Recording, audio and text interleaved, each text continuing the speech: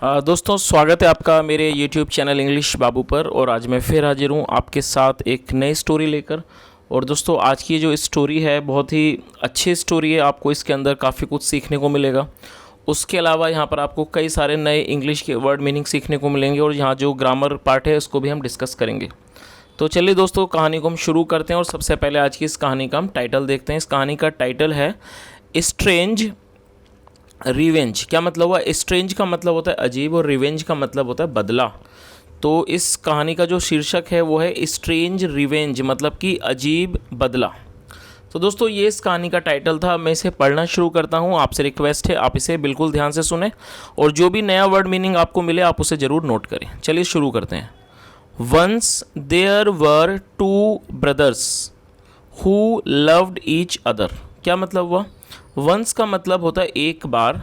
There were two brothers, दो भाई थे। हु लव्ड ईच अदर, जो एक दूसरे को प्यार किया करते थे। The Elder one was married. The Elder one मतलब जो बड़ा वाला था, वॉज मैरिड वो विवाहित था, मतलब कि वो शादीशुदा था। His wife was quarrelsome. देखिए ये जो वर्ड है क्वेरलसम बहुत अच्छा वर्ड है, आप इसे नोट कर सकते हैं। ये एक एडजेक्टिव है जिसका मतलब होता है झगड़ालू। तो क्या मतलब हुआ? हिज वाइफ, उसकी पत्नी जो थी, वॉज क्वेरलसम, उसकी पत्नी झगड़ालू थी। She did not like the younger one. क्या मतलब हुआ? शी डिड नॉट लाइक, वो पसंद नहीं किया करती थी। She did not like the younger one, मतलब जो वो छोटा वाला जो था उसे वो पसंद नहीं किया करती थी। एंड और ऑफन पिक्ड अप क्वेरल, और अक्सर वो उससे often picked up quarrel with him. Often का मतलब होता है अक्सर, और अक्सर वो क्या करती थी? वो उससे झगड़ा किया करती थी। पिक क्वेरल का मतलब होता है झगड़ा करना, तो वो झगड़ा किया करती थी।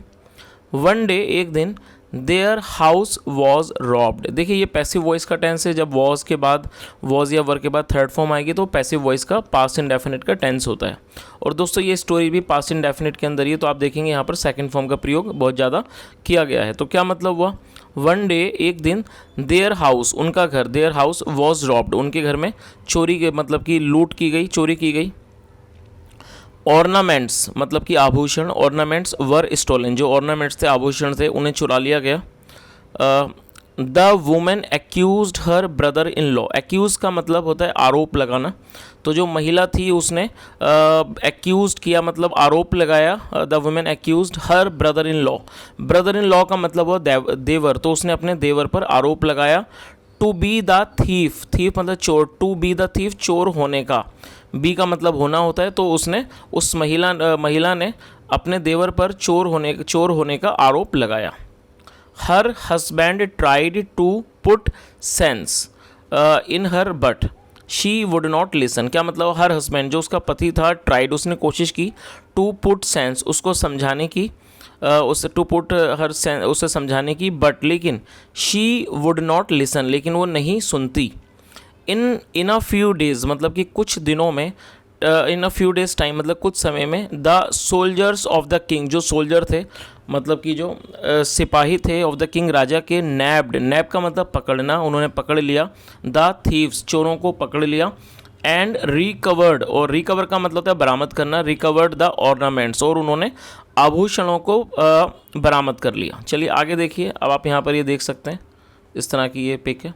चलिए आगे देखिए। The escape of younger brother did not please her, जो उसके जो छोटे भाई का जो एस्केप था, मतलब बच निकलना था, डिड नॉट प्लीज़ हर, उसने उसे खुश नहीं किया। जैसे आपने देखा कि वो उनके घर में जो चोरी हुई थी तो उसने आरोप लगाया अपने देवर पर, लेकिन वो चोर पकड़े गए तो उसका जो भाई था वो बच गया, लेकिन इस चीज़ ने उस महिला को खुश नहीं किया। The escape of younger brother did not please her, please का मतलब होता है खुश करना। आगे देखिए। शी कैप्ट एक्यूजिंग हर, और ये एक्यूज़ का मतलब आरोप लगाना, तो क्या मतलब हुआ? She kept accusing her brother in law of various false crimes. False का मतलब झूठे, क्राइम्स मतलब कि अपराध। तो क्या मतलब हुआ? शी कैप्ट एक्यूजिंग, वो आरोप लगाती रही, हर ब्रदर इन लॉ, अपने देवर पर, ऑफ वेरियस, अलग अलग तरह के झूठे अपराधों का। इन द होप, इस उम्मीद में, दैट की हर हस्बैंड, उसका पति, would get rid of his brother, वो अपने भाई से पीछा छुड़ा लेगा। गेट रिड ऑफ का मतलब होता है पीछा छुड़ा लेना, would get rid of his brother, but लेकिन इट डिड नॉट हैपन, ऐसा नहीं हुआ। इन शेयर डेस्पिरेशन, शेयर का मतलब होता है सरासर और डेस्पिरेशन मतलब हताशा। तो एक क्या क्या क्या मतलब हुआ, इन शेयर डेस्पिरेशन मतलब एक सरासर हताशा में, वन डे एक दिन, शी मिक्स्ड, मिक्स का मतलब होता है मिला देना, सी मिक्स्ड पॉइजन, उसने जहर मिला दिया, इन हिज फूड, उसके खाने में, उसके खाने में उसने जहर मिला दिया। चलिए आगे देखिए। The younger brother fail unconscious, ये फॉल की सेकंड फॉर्म है, फेल अनकॉन्शियस एडजेक्टिव है जिसका मतलब होता है बेहोश होना। तो क्या मतलब हुआ, the younger brother fail unconscious, जो छोटा भाई था वो बेहोश हो गया, फेल अनकॉन्शियस मतलब बेहोश हो गया। हिज एल्डर ब्रदर, उसका बड़ा भाई, कैरिड हिम, वो ले गया उसे, कैरिड हिम, कैरी मतलब ले जाना, कैरिड हिम उसे ले गया टू अ लोकल डॉक्टर, एक नज़दीकी डॉक्टर के पास। Who was able to save his life, जो उसके जीवन को बचा पाया, बिकॉज क्योंकि it was a case of poisoning, क्योंकि ये एक जहर देने का केस था, पॉइजनिंग का केस था। The police also came, police भी आ गई। चलिए आगे देखिए। द एल्डर ब्रदर, जो बड़ा भाई था, गेव स्टेटमेंट, उसने गवाही दी, अगेंस्ट हिज वाइफ, अपनी पत्नी के खिलाफ। ही क्लियरली स्टेटेड, उसने स्पष्ट रूप से कहा, दैट की हिज वाइफ, उसकी पत्नी, हैड ट्राइड, उसने कोशिश की थी, टू किल हिज ब्रदर, उसके भाई को मारने की, बाय पॉइजनिंग, जहर देकर। द वुमेन वॉज अरेस्टेड, महिला को गिरफ्तार किया गया, एंड प्रोड्यूस्ड, और उसे प्रोड्यूस का मतलब होता है पेश करना, उसे पेश किया गया, बिफोर जज, जज के सामने। चलिए आगे देखिए। When the victim was asked, victim का मतलब होता है पीड़ित, जिसके साथ वो घटना हुई है। तो क्या मतलब हुआ, when जब the victim was asked, पीड़ित से पूछा गया, to give statement, मतलब जब उससे आस्क का मतलब पूछना भी होता है, कहना भी होता है। तो क्या मतलब हुआ, when the victim was asked to give statement, जब पीड़ित को कहा गया गवाही देने के लिए, give statement, स्टेटमेंट मतलब गवाही, he said, उसने कहा, the case against my sister in law is false, जो केस है, जो मतलब मुकदमा है against my sister in law, मेरी भाभी के खिलाफ, इस फॉल्स, वो झूठा है। She did not poison me, उसने मुझे जहर नहीं दिया। इन फैक्ट, असल में मतलब कि वास्तव में, इट वॉज आई, कि ये मैं था, who tried to commit suicide, जिसने आत्महत्या करने की कोशिश की। अब देखिए इस कहानी कितनी अजीब है कि उसने अपनी भाभी का जो इल्ज़ाम था वो उसने अपने सर पर ले लिया। चलिए आगे देखिए। द वुमेन वॉज एक्विटेड, महिला को छोड़ दिया गया, एक्विट का मतलब होता है रिहा कर देना, महिला को रिहा कर दिया गया। बट लेकिन the younger brother went to jail, लेकिन जो छोटा भाई था वो चला गया, जेल चला गया, फॉर द क्राइम, क्राइम के लिए, अपराध के लिए, of trying to commit suicide, और वो क्राइम क्या था, ट्राइंग टू कमिट सुसाइड मतलब कि आत्महत्या करने की कोशिश करने का जो अपराध था उसमें। The women was greatly surprise, greatly का मतलब होता है बहुत ज़्यादा, सरप्राइज का मतलब होता है हैरान होना। तो जो महिला थी बहुत ज़्यादा सरप्राइज थी, हैरान थी। एट द वे, उस तरीके से, हर ब्रदर इन लॉ, जो उसका देवर था, हैड एक्टेड, मतलब जैसा उसके देवर ने ये काम किया था, हैड एक्टेड मतलब अभिनय किया था या दिखावा किया था।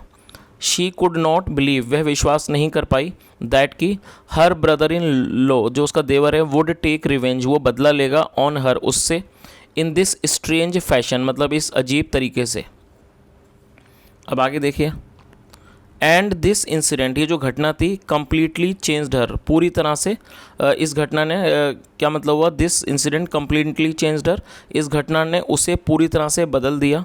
She know more hated him, अब वो उससे घृणा नहीं करती थी, नफरत नहीं करती थी। इनफैक्ट मतलब कि असल में, वैन ही रिटर्न होम, जब वो घर लौटा, from after completing his jail term, अपनी जेल की सज़ा को पूरा करके, शी स्टार्टेड ट्रीटिंग हिम, वह उसके साथ व्यवहार करने लगी, लाइक हर ओन सन, अपने खुद के बेटे की तरह। आगे देखिए। तो दोस्तों इस कहानी का मोरल देख लेते हैं। Evil can only be won, ये विन की थर्ड फॉर्म है, वन, इसका मतलब जीतना, won over by love and kindness, क्या मतलब हुआ। तो देखिए कितनी अच्छी बात लिखी हुई है यहाँ पर। इसका जो कहानी की जो शिक्षा है, जो इसकी मोरल, जो हमें ज्ञान मिलता है इससे, नैतिक शिक्षा, evil can only be won over by love and kindness, जो ईविल है मतलब बुराई है, उसे जीता जा सकता है कैसे, ओवर बाय लव, प्यार से मतलब प्रेम से, एंड काइंडनेस और दयालुता से। तो दोस्तों ये कहानी मैं उम्मीद करता हूँ आपको बहुत पसंद आई होगी। बहुत ही अच्छी शिक्षा है इसके अंदर। जैसा हमने देखा इस कहानी में वो जो उस व्यक्ति की जो भाभी थी वो उसको कितना परेशान करती थी, लेकिन उसके बाद भी जो उसका देवर था उसने उसके साथ बुरा बर्ताव नहीं किया, उसको बचाया भी, जिसकी वजह से वो कम्प्लीटली पूरी तरह से बदल गई और वो उसे अपने बेटी की तरह समझने लगी। तो इससे हमें पता लगता है कि हमारे जीवन में यदि कुछ बुराई भी है तो हमें बुराई को नहीं जीत सकते, कहीं ना कहीं हमें अच्छाई से ही उसको जीतने की ज़रूरत है। तो दोस्तों मैं उम्मीद करता हूँ वीडियो आपको पसंद आई होगी, कहानी अच्छी लगी होगी। अगर वीडियो अच्छा लगा हो तो ज़रूर लाइक करें, शेयर करें और चैनल को सब्सक्राइब करें, बेल आइकन प्रेस करें ताकि आपको नोटिफिकेशंस मिलती रहें। सुनने के लिए thank you so much. Have a nice day and bye.